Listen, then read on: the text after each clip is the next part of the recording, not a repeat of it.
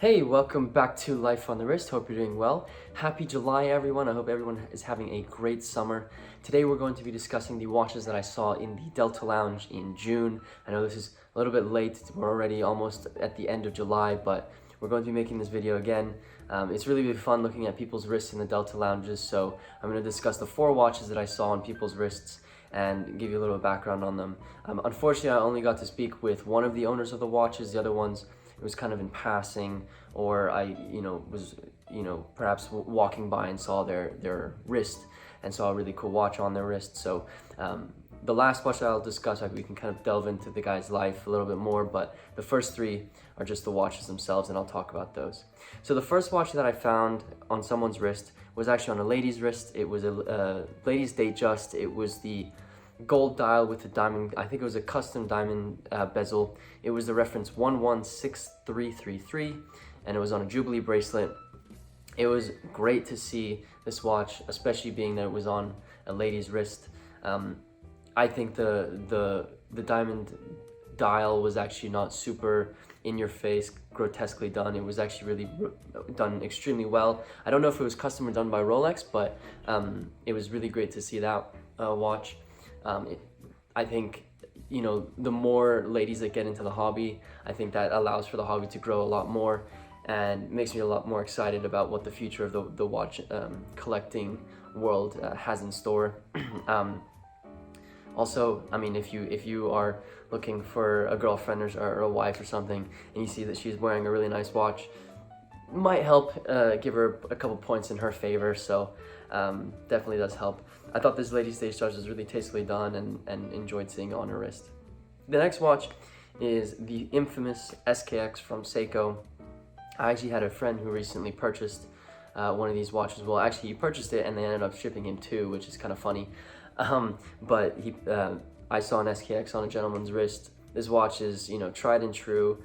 It's super robust. It's basically all you need in a watch. I think Seiko has kind of captured that market space for sure. They make watches that you can strap on your wrist and not really think about. They'll do their job, even though, there's been some controversy around SKX and the accuracy of the watches. I know some people who have SKXs who are running at plus 45 seconds a day, which is kind of insane. But of course, you can take those watches to a watchmaker and they can regulate it for you. So the gentleman was wearing an SKX. Everyone who collects should really own an SKX. I think it's kind of that stepping stone into watch collecting as well. So cool to see an SKX on this guy's wrist. I don't know if he was a collector. I obviously, like I said, I couldn't speak with him about if he collects watches, but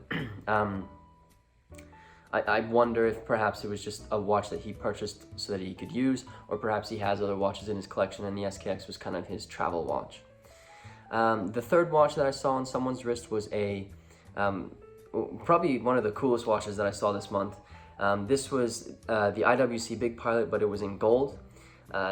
These you don't see very often, and it was cool that he was wearing an aviation watch at the airport. The reference was the 50105. It measures 46 millimeters in diameter, runs off the caliber 52110 with 168 hours of power reserve. I absolutely love the Big Pilot. Unfortunately, my wrists are a little bit small for them. 46 millimeters is pretty big. This memo cell that I'm wearing is technically 44 millimeters, but it doesn't have lugs, so it sits a little bit smaller and fits my wrist. But the Big Pilot obviously is going to sit a lot bigger. That's the purpose of it. It was the aviator's watch. They used to wear them, and being that it's 46 millimeters, it makes it very, very visible, very, very easy for you to read the time. So it was very cool to see a Big Pilot on someone's wrist at the airport. I think one of the best videos that I've ever watched about the Big Pilot was when John Mayer and Hodinkee made a video discussing the references of the Big Pilot and the new kind of watches that had been released. I believe it was 2016. I could be wrong though. John Mayer is obviously, in the collector's, universe of watches, probably one of the most iconic guys when it comes to watch collecting, along with, John Goldberg, all those types of people. What was really cool, it was on the obviously the calfskin strap, which is iconic with the IWC. It is a little bit of an oxymoron. These watches used to be watches that pilots used to wear So having it in gold is kind of an oxymoron, but at the same time, really tastefully done. I think IWC really knocked it out of the park with a gold, a gold version of the Big Pilot, especially because you wouldn't release something if there wasn't some type of demand for it. So, great choice by them.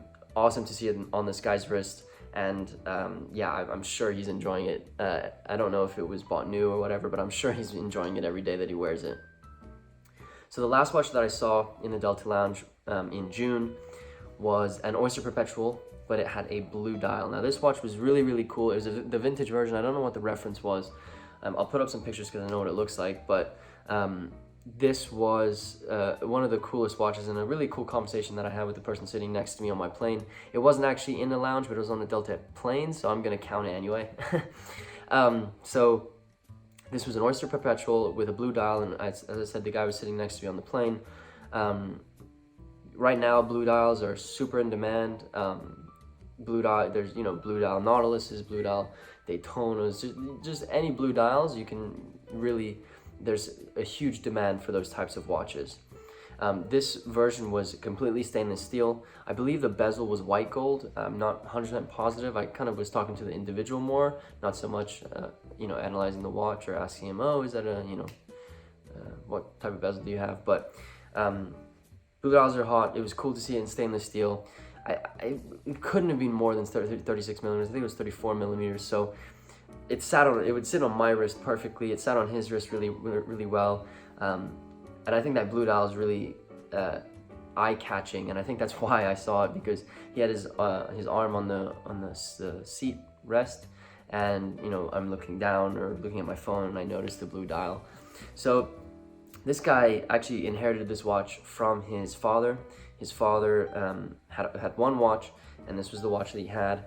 I believe he got it for a birthday present from his parents, and then his father passed it down to the gentleman I was talking to, who is a consultant, so he travels a lot for work. I was coming back from Dallas at that time, so and I believe he was getting a connection up to New York from Dallas. So Dallas, yeah. And so he inherited it from his father. Ironically, when I was speaking to him, he said that this was the only watch that he owned, which I think is actually kind of refreshing. A lot of the times when you collect watches, you think you have to have a bunch of watches, but sometimes you can be a one-watch guy, and this guy was a perfect example of it. Perhaps he doesn't, I wouldn't say that he has such a strong affinity for this hobby, so he isn't really looking to purchase anything new. But at the same time, he appreciated watches. He knew a little about, Rolex and kind of general knowledge about watches. So he was a one-watch guy. I think it's great that it was passed down, and apparently he's enjoyed it ever since. I actually traded numbers with him just, to keep in touch. I told him to send me some wrist shots if he ever has any really cool adventures with the watch, which is what, like I always say, it's what life on the wrist is about, the adventures as you go on with your watches. So one of the coolest conversations I've had for sure about watches was with this gentleman. So just to summarize again, the 4 watches that I saw in the Delta Lounge, it was a ladies Datejust with a gold dial with, I think it was a custom diamond dial. Then there was an SKX, which is obviously tried and true from Seiko. The 3rd watch was the gold IWC Big Pilot, and the 4th was an Oyster Perpetual blue dial. It was a great month. I did a lot of traveling in June, and obviously saw some really great watches. I can tell you I'm in July right now, and I've already seen some really epic watches, and I can't wait to make the next edition of this video series, so stay tuned for that. And if you haven't already, and I say it every video, if you wouldn't mind liking this video and leaving a comment that you've done that, we really appreciate it. Have you seen some interesting watches on people's wrists when you were traveling or just in your day-to-day lives? Would love to hear about it in the comments and discuss it with you guys. And with that said, guys, thank you so much for watching, and I'll see you in the next one.